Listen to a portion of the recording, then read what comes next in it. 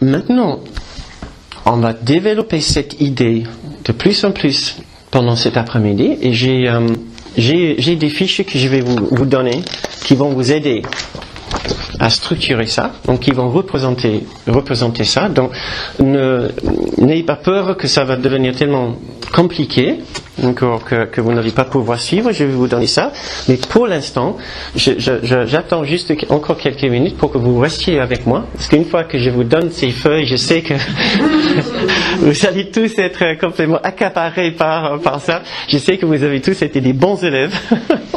Vous voulez bien comprendre, et le risque, c'est toujours qu'on bascule d'une façon très mentale.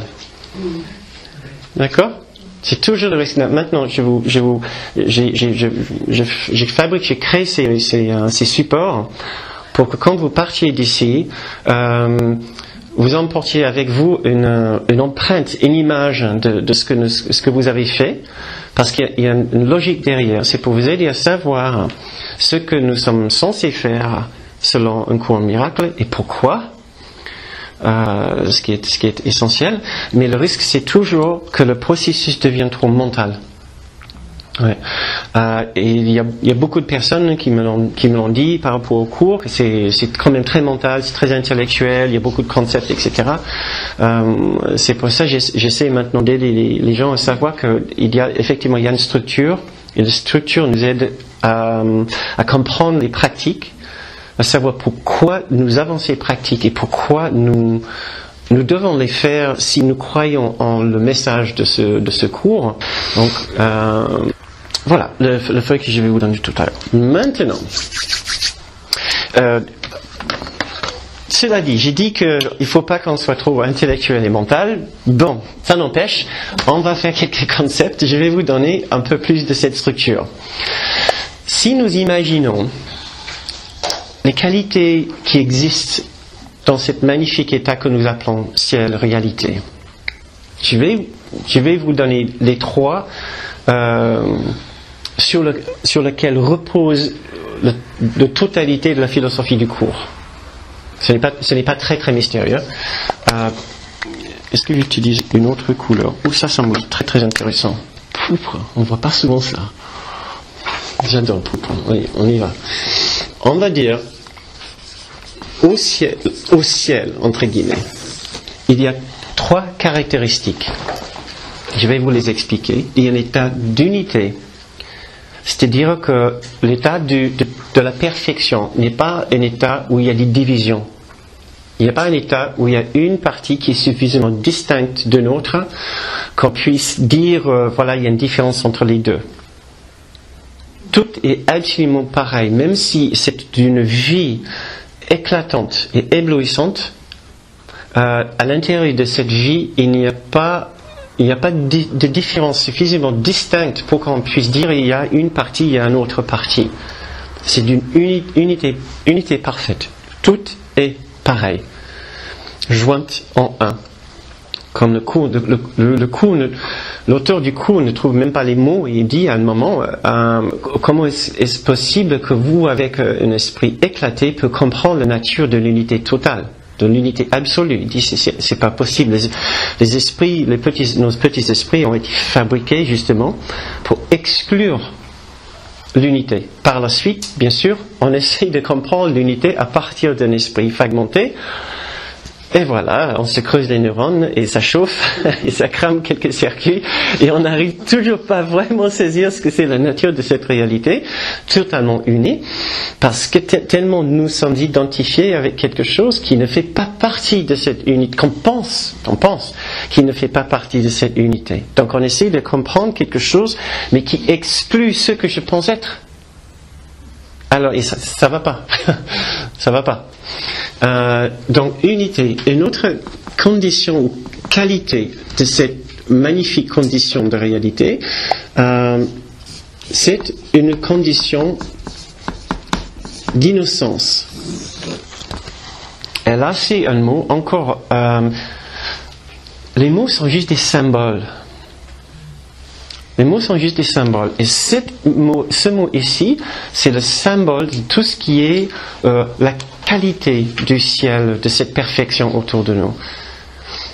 Alors d'autres mots que nous pouvons utiliser, c'est pureté. Dans cette magnifique présence qui est la réalité, on peut dire c'est un état de pureté ou un état de perfection. Tout ce que vous pouvez imaginer qui est la chose la plus parfaite en termes de qualité. Je vous laisse songer à ça juste une petite minute. Ici, unité, c'est une question d'identité. C'est quoi l'identité dans ce magnifique état autour de nous? L'identité de ce magnifique état, c'est une identité d'unité.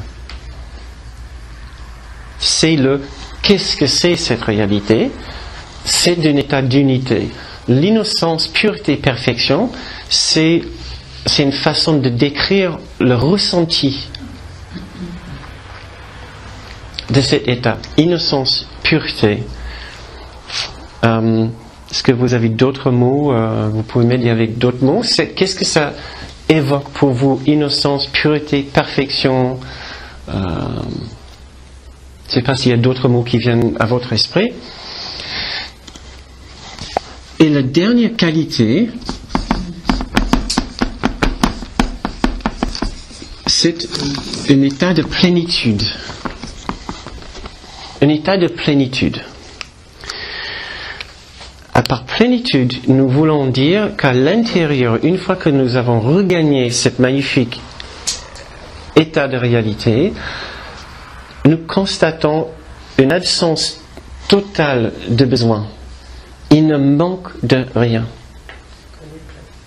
On est plein. On est plein. On est plein. On ne peut pas imaginer qu'il manque quelque chose, qu'il faut quelque chose de plus. On ne peut pas imaginer à l'instant qu'il faut quelque chose de plus, qu'il manque quelque chose. Tout est absolument donné. Dans cet état, dans cette chose, cet état d'esprit qui est la nature de la réalité. Tout le cours est basé autour de ces principes, de ces caractéristiques, de ces idées ici. Nous allons voir maintenant, nous allons faire une sorte de processus ensemble de déclinaison de ce qui s'est passé avec ces trois caractéristiques. Ce qui s'est passé avec ces trois caractéristiques est le souvenir de la réalité une fois que nous avons accepté une idée de séparation avec notre réalité. Parce que si dans la réalité il y a ces caractéristiques, ces ressentis, ces qualités d'unité, innocence et plénitude, alors, une fois que nous avons accepté une idée de séparation, tout change. Absolument tout change. À l'intérieur de cette bulle de séparation, il s'est passé des choses. Un sentiment d'unité est complètement disparu. Un sentiment d'innocence est complètement disparu. Un sentiment de plénitude est complètement disparu. Pour donner place à des choses, à des qualités, des caractéristiques que vous allez sûrement reconnaître. Donc, unité devient dualité. Le cours a son propre mot pour ça, c'est juste son langage, d'accord? Mais vous pouvez tout à fait comprendre unité, division, individualité. Le cours utilise le mot particularité. Aïe, d'accord? C'est peut-être le moment de vous donner vos feuilles. Mais attention, si je vous vois. Votre nez fourré dans ces papiers toute l'après-midi.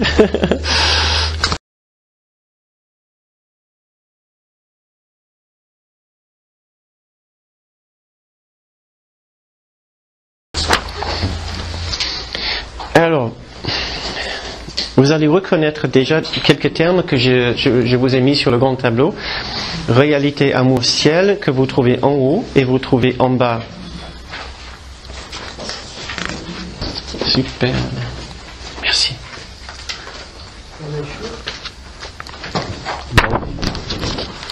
Donc, réalité amour-ciel en haut, réalité amour-ciel en bas. C'est parce que c'est la seule réalité qui soit. C'est partout. Voilà. L'idée de ce grand cercle à l'extérieur en bleu, c'est ça. Ça contient le tout. Ça contient les idées de séparation, ça contient les idées de guérison. Tout a commencé avec ce petite flèche marron, la séparation, l'oubli de l'amour, un simple souhait de ne plus être dans cet état de perfection. Si vous souhaitez ce que je n'ai pas fait, à côté ici de réalité amour-ciel, vous pouvez mettre les caractéristiques du ciel, unité, innocence et plénitude. Je les ai pas mis, vous pouvez les mettre si vous souhaitez. Juste pour le rappel, c'est ce qui va vous aider à savoir pourquoi nous avons divisé tout ce schéma en 3 colonnes. Nous étions dans un état de perfection, et cet état de perfection avait 3 caractéristiques. C'est juste une façon de nous aider à comprendre le chemin du départ, le chemin du retour.